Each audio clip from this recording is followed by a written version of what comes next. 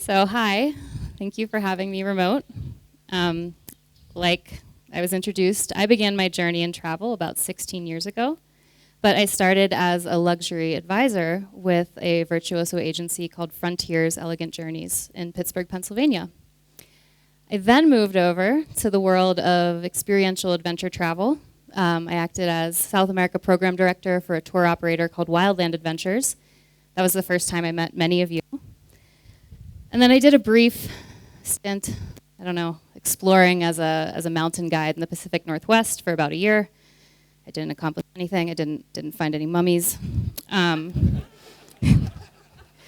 I was really lucky that after that, Clark Catola asked me to join him and expand his portfolio of properties into Central America.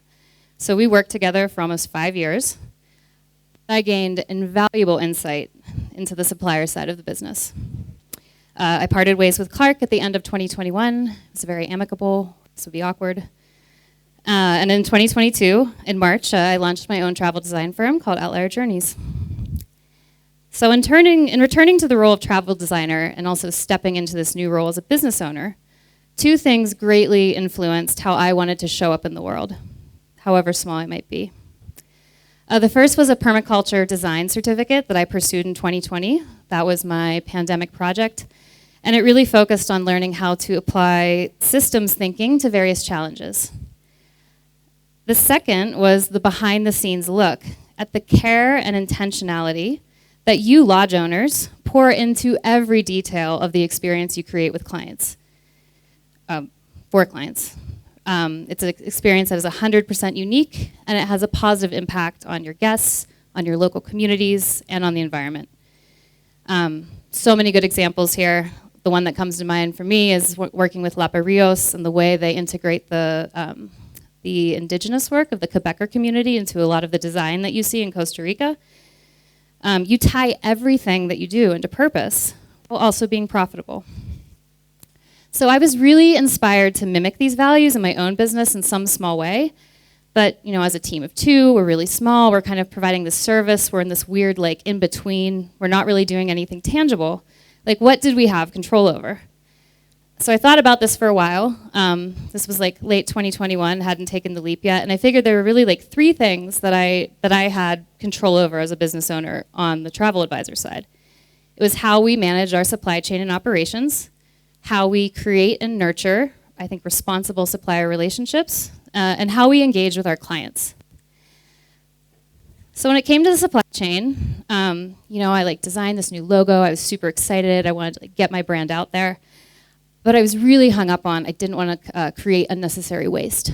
I didn't want to, create a marketing swag that ends up in a landfill or forgot on an airplane. So I thought about it for a while, did some research, and was super excited to connect with a nonprofit in Seattle called Refugee Artisan Initiative. They provide resources and training for refugee women and immigrants to start their own micro businesses that are focused on fabric arts, sewing, giving them a lot of autonomy and also creating a community after they've been through such trauma in a new place. They also have a closed loop philosophy where they take the materials they work with is the waste that would go to a landfill for some of Seattle's largest companies. It is the coffee bags that Starbucks uses. It is the sheets, the thousands of items that are returned to Amazon every day because they're the wrong color, they're the wrong size. And they use these to create beautiful, useful objects and keep them out of the landfill. So we're working with 4 women, 3 from Afghanistan and 1 from Myanmar. And we've designed a tote and a little zipper pouch that has our logo on it. It's taken longer than just going online and ordering something that's been embroidered. But I feel really good about being able to support a local female entrepreneurship initiative that has this cool global twist. Okay, second thing, supplier relationships. So we charge travel design fees, that's nothing new. But we decided early on, and this really came from my experience on the supplier side, to start a split policy that if we engage with you, and we've gone down a path together on creating an experience that does not materialize, the client pulls out, we're going to split that design fee with you.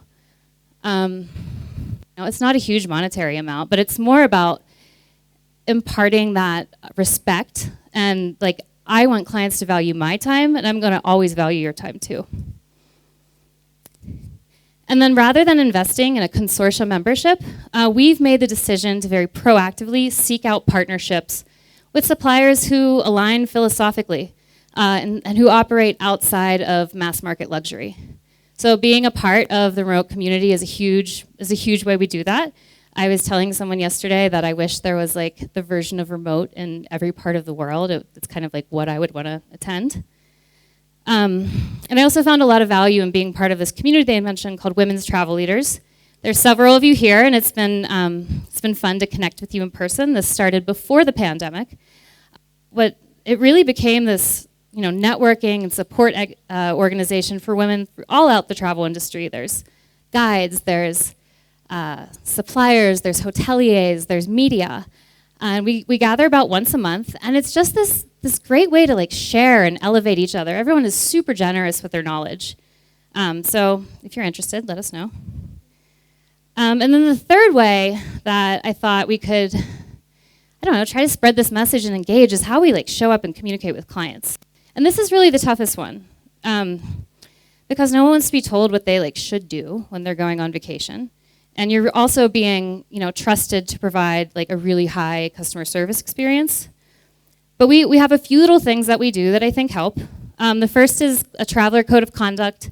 They see this at the very first step of working with us. It's in the intake process. It's just a little box they have to check that they signed it. But it is a reminder that when we travel, we are a guest in someone else's home. And we want to be gracious guests. We're also part of 1% for the Planet. I was really excited. I know some of you here are also part of that. I personally really like the organization because it is not limited to travel.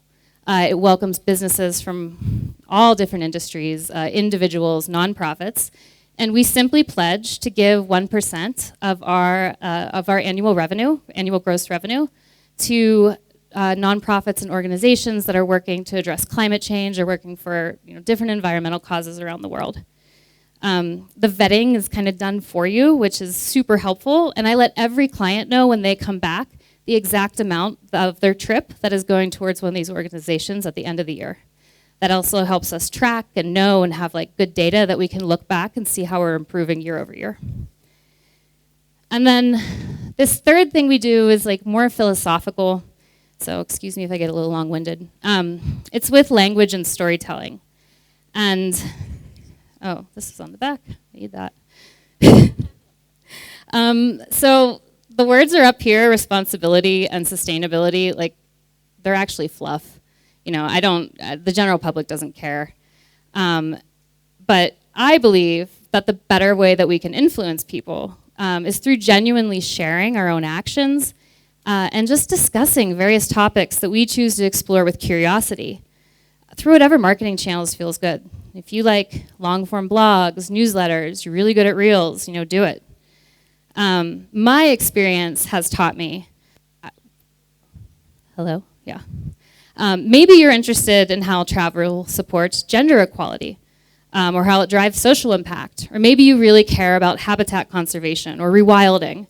My experience has taught me that when you discover what lights your fire, the best way to connect with people is just to speak from the heart and kind of share and storytell very naturally without trying to make a sale. That's what I think really connects people, and that is what will influence those clients you have who really trust you with their most precious resource, their free time, and will follow in your footsteps.